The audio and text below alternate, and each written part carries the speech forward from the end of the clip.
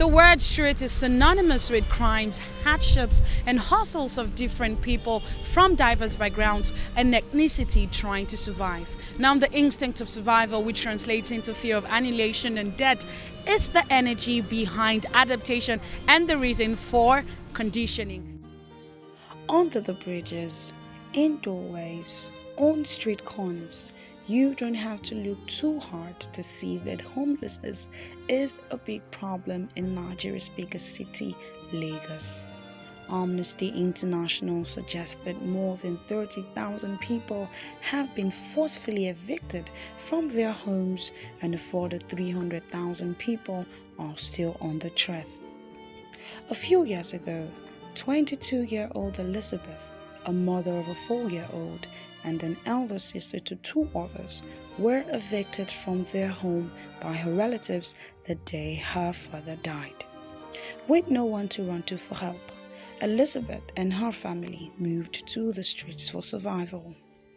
We spent a day with Elizabeth, who found herself wiping the windshields of motorists in Ikoyi traffic to survive every day, with her grandmother begging for support in the last 3 years.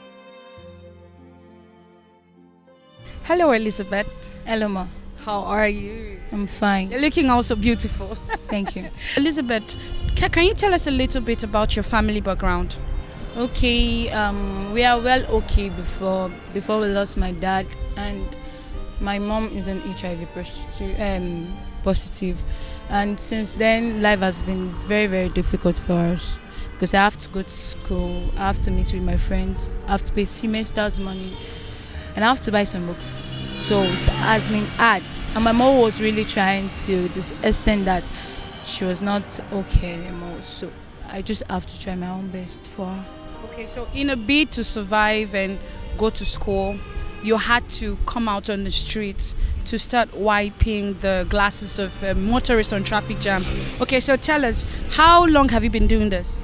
It's not up to 3 years. It's not up to 3 years because after I finished my SS class, I went for my WAEC and I was good.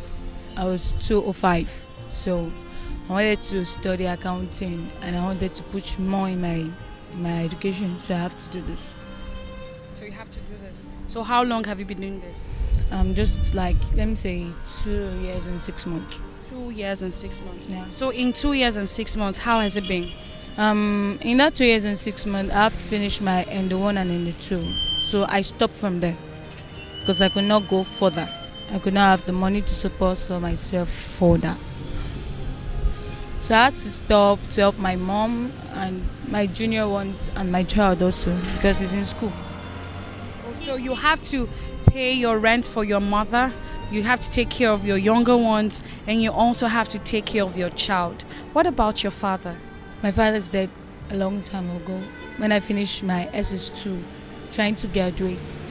He had a Masudan accident. We have houses in Ebutemeta, but was consumed by our family members, so they don't even want to see us, not to even think of us. So, and sometimes when I'm wiping, I see some of them, but they don't care.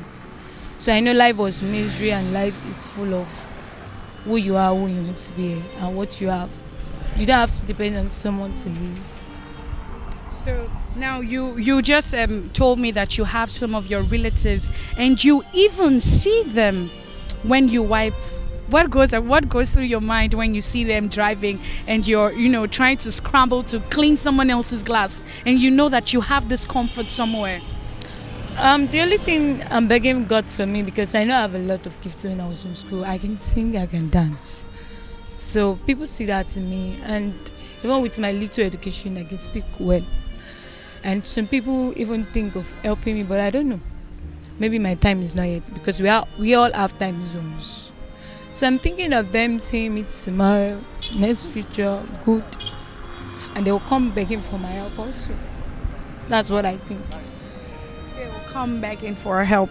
And you said you've done this for 2 years and 6 months. So what would you say have been the dangers that you've encountered on the streets while doing this? Sometimes some people want to eat you with car just because they think you don't have something doing. you don't have passion, you don't have future. And sometimes you just like overlook it. But sometimes you fight back, like trying to tell them that this is not the end of the world. If you have faith, believe. Because the Bible said those who have faith in God will surely conquer. But I think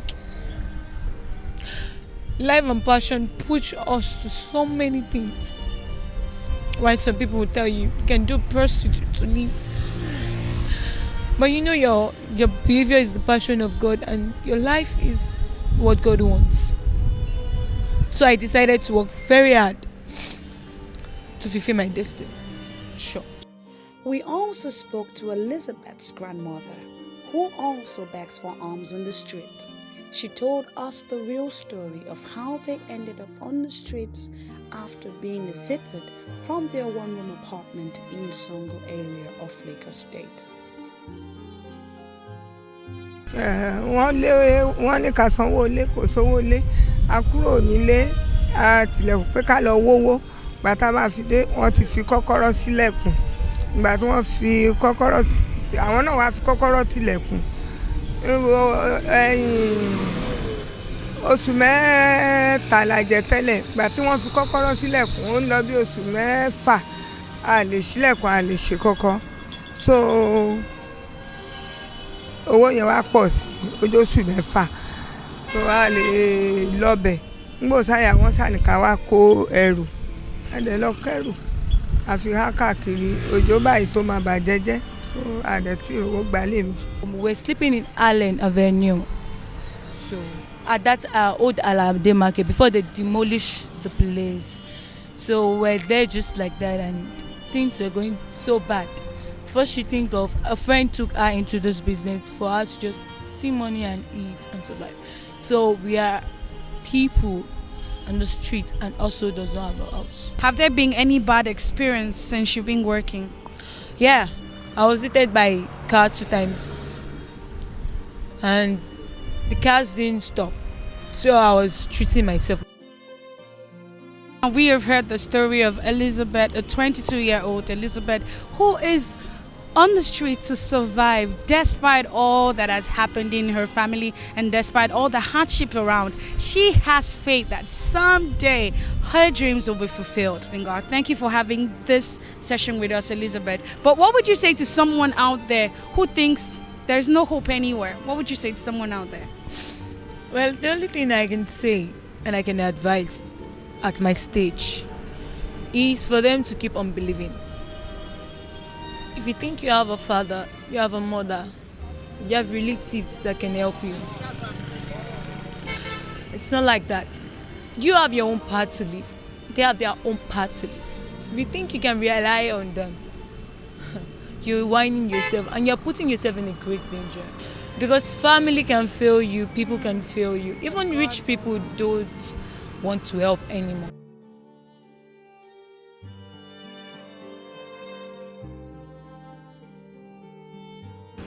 Christ came, he died on the cross, and he resurrected again for sinners, for people. And he said, come unto me, all the ye that labors, and I heavy loaded.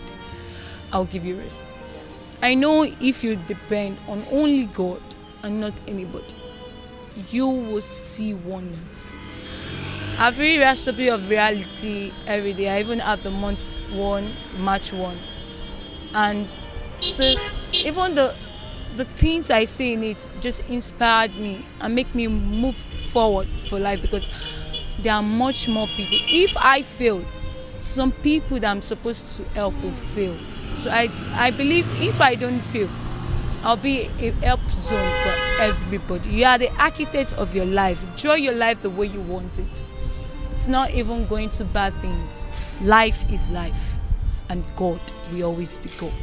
Okay, now you've heard from Elizabeth. Elizabeth gave her life to Christ Sunday at the Christ Embassy Lagos Virtual Zone, and she was invited by somebody to be in church. And like you've heard her say, God is life, and those who put their trust in God, He has never failed anybody. This is as much as we can take on this segment of On the Street. We'll go on a quick break, and when we come back, we will stomp the streets to find out people on the street, who do you blame? The government or you blame the family? Let's go on a break.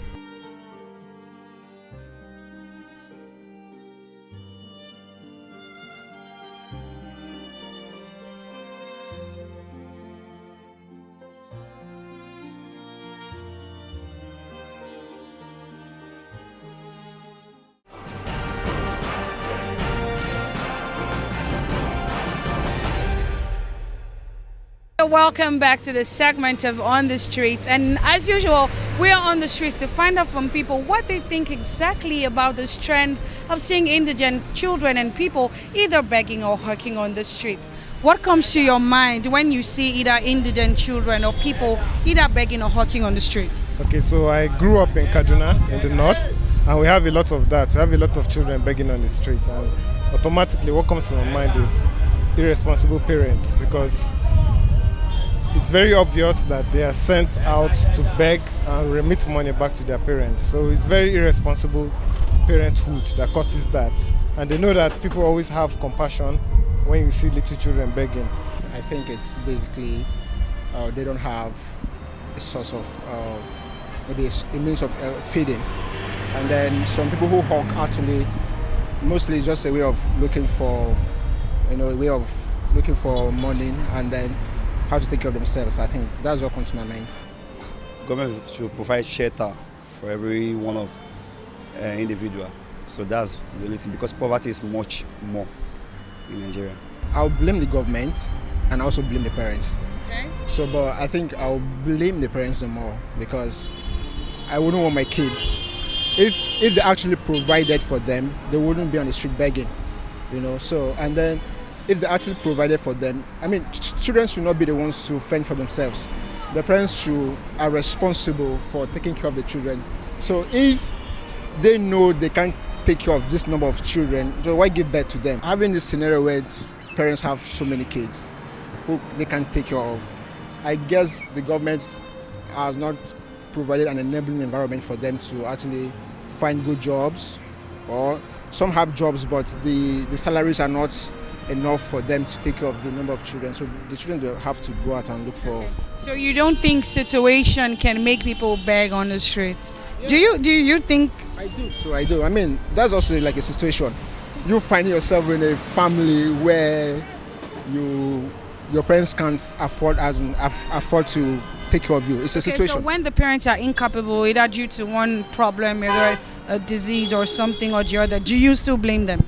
No, I don't blame them. So would you now blame in that situation? That's what I'm saying. It depends. It depends. Okay, so we've heard from people on the street about their opinions and views on people begging and hawking and doing so many things on the street. And some people blame the government and some other people blame the parents for being incapable of being able to take care of their children, and they have preferred different solutions to help take this menace off the streets. This is as much as we can take on today's episode of On the Streets. Till we see you again next time, don't forget to keep your hope alive in God. And my name is Chama Chukudima. Thank you very much.